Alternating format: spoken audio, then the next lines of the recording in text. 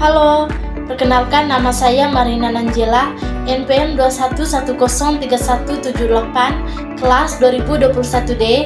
Saya mahasiswi Universitas Katolik Indonesia Santo Paulus Ruteng, program studi pendidikan guru sekolah dasar. Baik, di video kali ini saya akan menjelaskan yang pertama, bagaimana pandangan saya terkait tindakan aborsi, dan yang kedua, bagaimana pandangan saya terkait vonis hukuman mati, dan yang ketiga, bagaimana pandangan saya terkait eutanasia. Baik, yang pertama saya akan membahas terkait aborsi atau pengguguran bayi. Kira-kira bagaimana pandangan saya terkait aborsi atau pengguguran bayi? Di sini saya berpendapat antara setuju dan tidak setuju dengan tindakan aborsi atau pengguguran bayi. Yang pertama, saya akan membahas dari segi tidak setuju.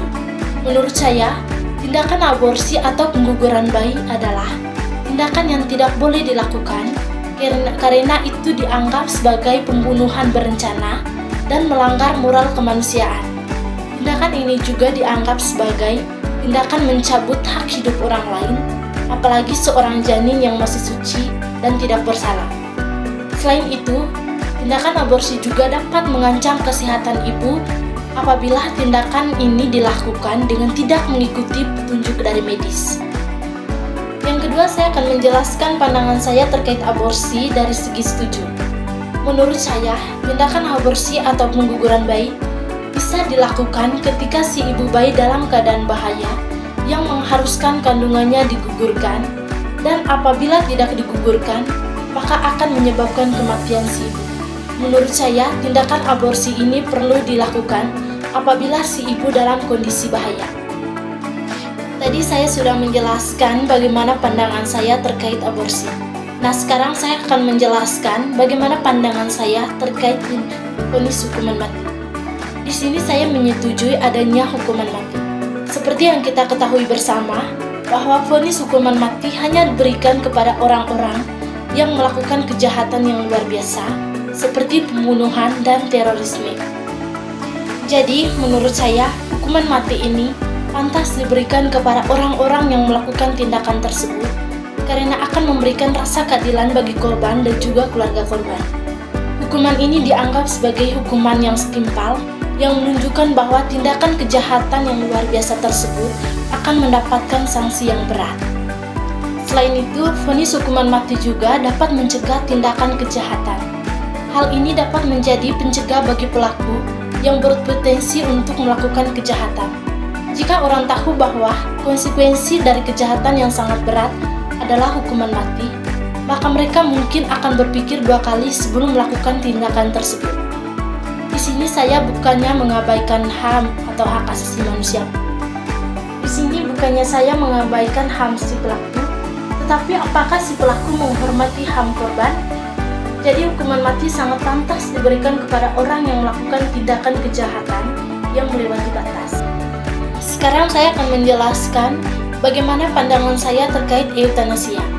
Di sini saya berpendapat bahwa saya menyetujui dengan adanya tindakan eutanasia karena menurut saya, eutanasia dianggap sejalan dengan menghormati keputusan pasien, terutama bagi mereka yang merasa hidup mereka tidak lagi layak untuk dijalani karena rasa sakit yang sangat berat.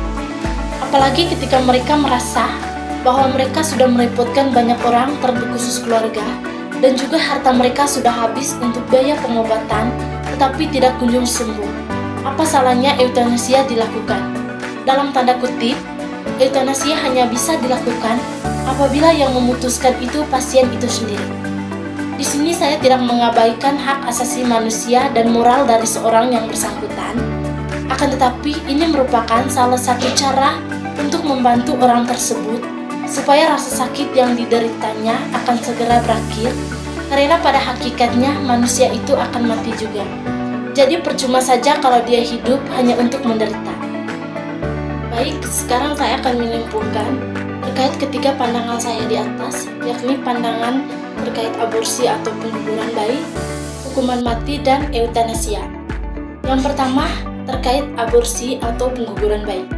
Jadi dapat disimpulkan bahwa tindakan aborsi atau pengguguran bayi tidak boleh dilakukan karena itu dianggap sebagai tindakan pembunuhan berencana dan melanggar moral kemanusiaan.